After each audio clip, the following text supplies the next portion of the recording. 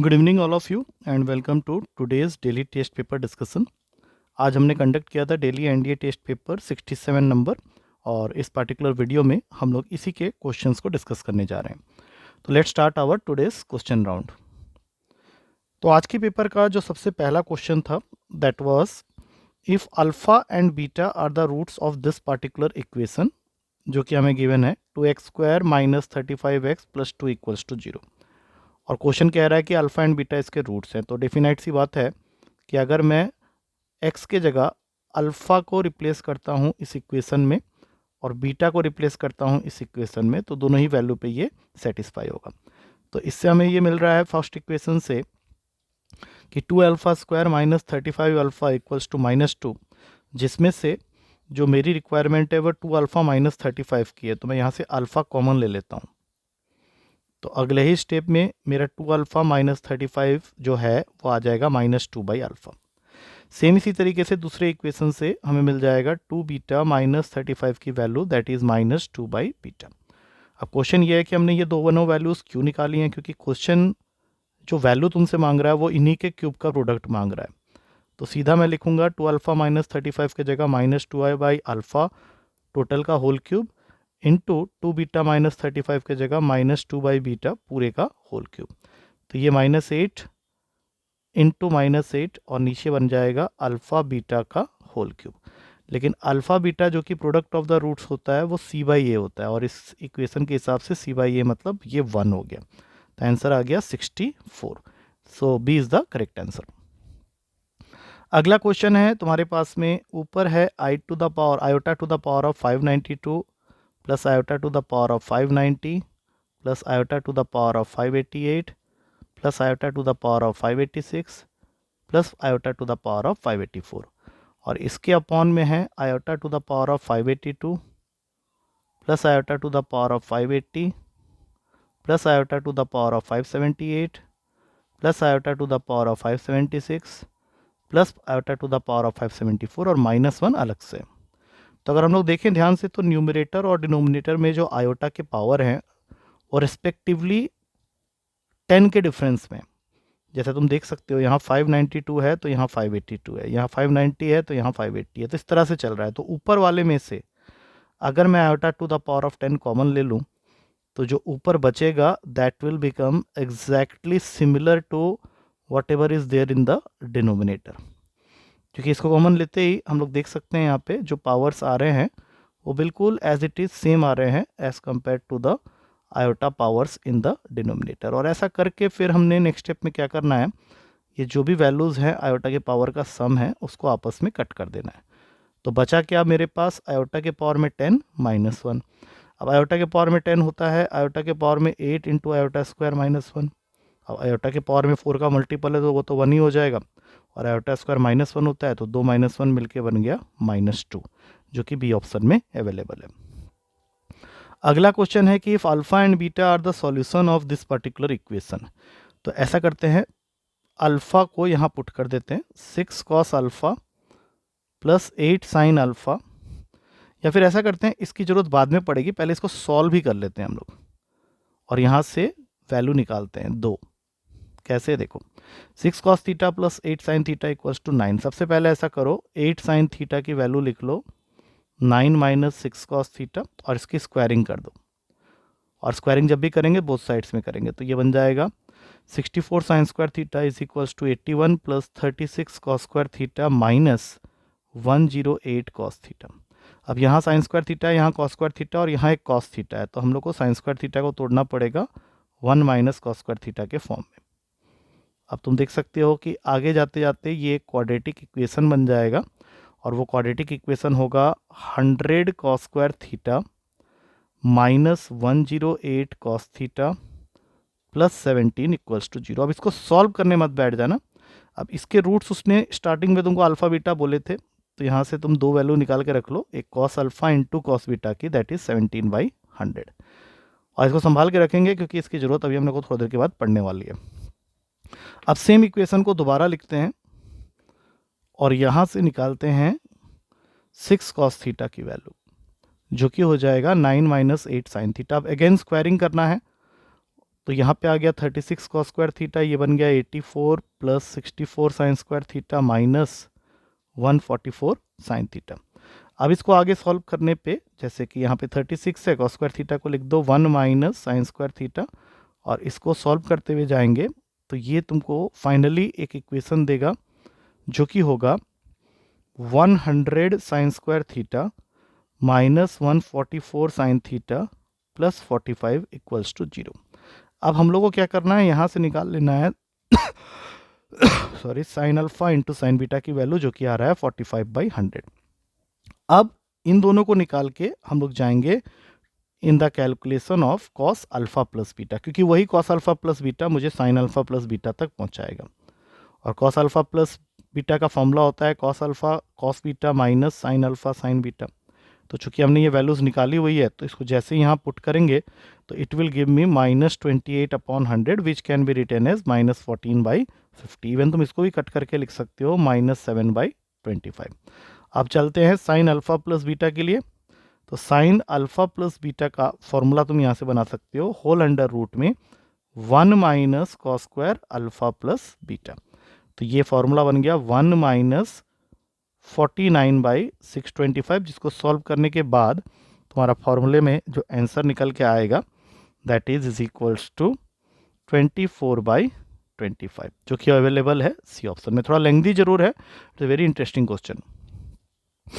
Next question में तुमको distance find करना है orthocentre and circumcentre for the triangle whose vertices is this. लेकिन अगर तुम इसको ध्यान से देखो तो ये जो ट्रायंगल के वर्टेक्स हैं, अगर तुम डिस्टेंस फॉर्मूला से इनके साइड्स का डिस्टेंस नापोगे तो you will find out it to be equal. ये तीनों डिस्टेंसेस आपस में इक्वल है, that means it is an equilateral triangle. और इक्विलेटरल ट्रायंगल में तुम्हारा ऑर्थो सेंटर और सर्कम सेंटर दोनों ही कोइंसाइड करते हैं, और अगर ऐसा होगा तो उनके बीच का डिस्टेंस 0 हो जाएगा। दैट्स वाई इसका आंसर हो जाएगा D, none of this. Next question है, तुमको एक सर्कल दिया हुआ है जिसके अंदर एक कॉर्ड है जिसकी लेंथ हमें √2 दी हुई है, और ये कॉर्ड क्या कर रहा है, सेंटर ऑफ द सर्कल में π/2 बना रहा है एंगल। तो अगर यहाँ पे π/2 बन रहा है तो यहाँ से एक स्ट्रेट लाइन काटो जिससे कि एंगल बाइसेक्ट हो जाएगा, और साथ ही साथ ये परपेंडिकुलर इस कॉर्ड को भी बाइसेक्ट कर देगा, मतलब 2 इक्वल पार्ट्स में डिवाइड कर देगा। इनिशियली इसकी लेंथ थी √2, तो अब ये हो जाएगा √2/2, और ये एंगल यहाँ पे बढ़ गया है 45 में। तुम्हें फाइंड करना है एरिया ऑफ दिस सर्कल, जिसका फॉर्मूला होता है πr²। रेडियस यहाँ बैठा हुआ है, तो यहाँ पे ट्रायंगल में हम लोग साइन 45 लगा देते हैं। Sign 45 will be AM/OA। Sign 45 की खुद की वैल्यू होती है 1/√2। AM हमने निकाला हुआ है √2/2, और रेडियस हमें निकालना है। तो R की वैल्यू जैसा कि तुम देख सकते हो 2 is equals to R into 2 आ रहा है, दैट मीन्स R इज़ 1।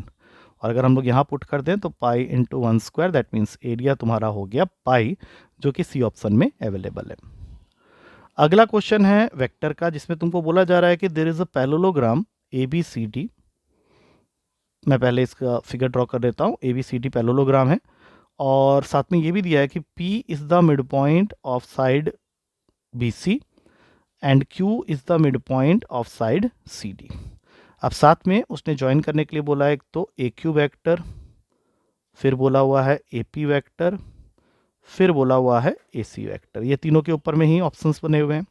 तो अगर मैं AP वेक्टर की वैल्यू लिखूं फ्रॉम ट्रायंगल ABP, तो AP वेक्टर हो जाएगा तुम्हारा AB vector plus BP vector according to triangle law. अब इसमें AP वेक्टर को कुछ नहीं करना है, AB वेक्टर को भी कुछ नहीं करना है, लेकिन BP वेक्टर के जगह since it is the mid point of BC, तो इसको हम लोग लिख सकते हैं हाफ BC वेक्टर। और ये जो BC है ये इक्वल होगा AD के साथ, अपोजिट साइड्स ऑफ पैरेललोग्राम, तो यहाँ पे हाफ AD वेक्टर, और ये तुम्हारा बन गया equation number 1, that is AP vector is equals to AB vector plus half of AD vector. अब उसी तरह से चलते हैं ट्रायंगल ADQ में। अब ADQ में जाएंगे तो यहाँ से AQ वेक्टर की वैल्यू हो जाएगी AD vector plus DQ vector, लेकिन AD वेक्टर को अभी हम लोग को कुछ नहीं करना है। DQ since it is the mid point of CD या DC, तो इसको लिख सकते हैं हाफ DC वेक्टर। और DC वेक्टर AB के साथ इक्वल है because opposite sides of parallelogram है। तो एक और इक्वेशन बन गया यहाँ से कि AQ vector equals to AD vector plus half AB vector, equation number 2। अब हमें क्वेश्चन में इनको ऐड करने के लिए बोला गया है, तो लेट्स ऐड देम।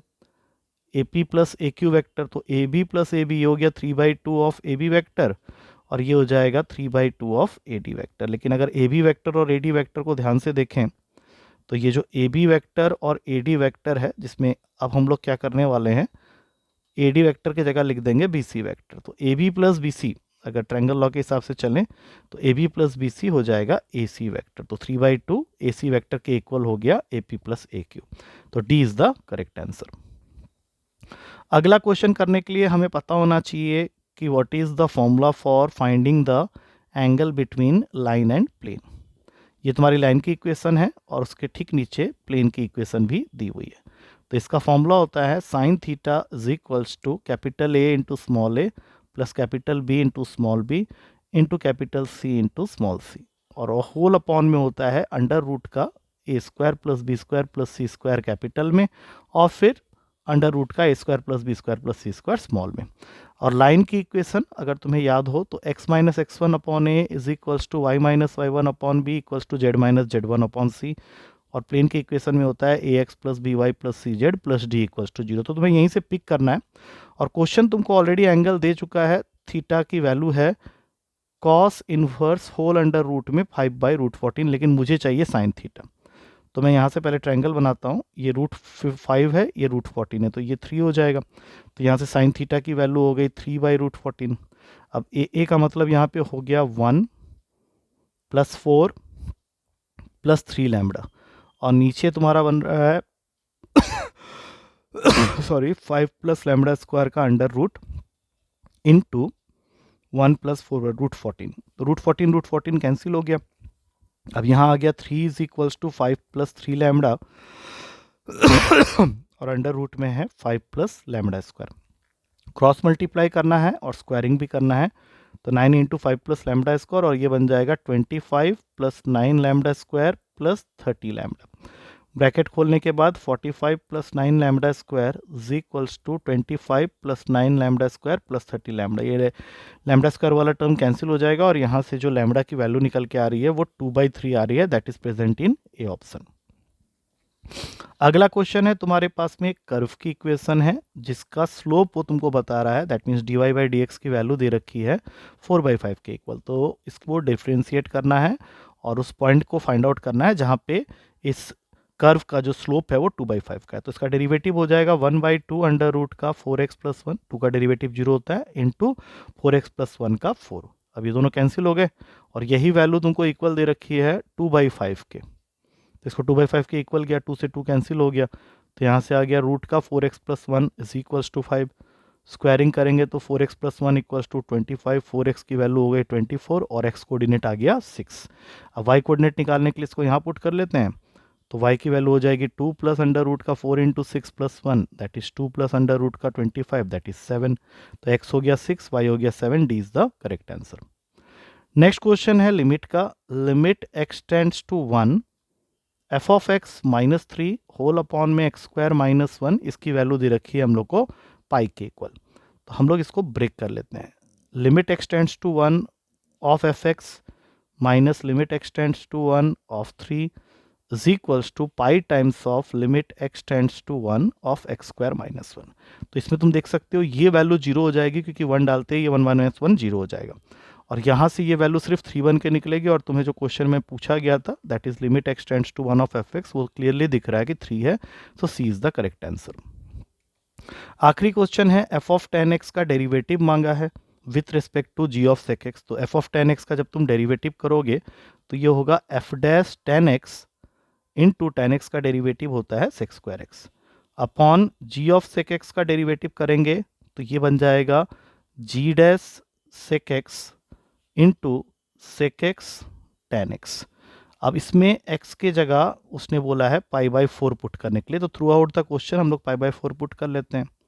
तो सबसे पहले आया f डैश 10 π/4 इंटू sec² π/4, नीचे g dash sec π/4 into sec π/4 into 10 π/4। तो अभी देखो tan पाई बाय 4 तो 1 होता है और एक सेक पाई बाय 4 ऊपर वाले को कट करेगा, मतलब सेक पाई बाय 4 की वैल्यू लिखनी पड़ेगी √2।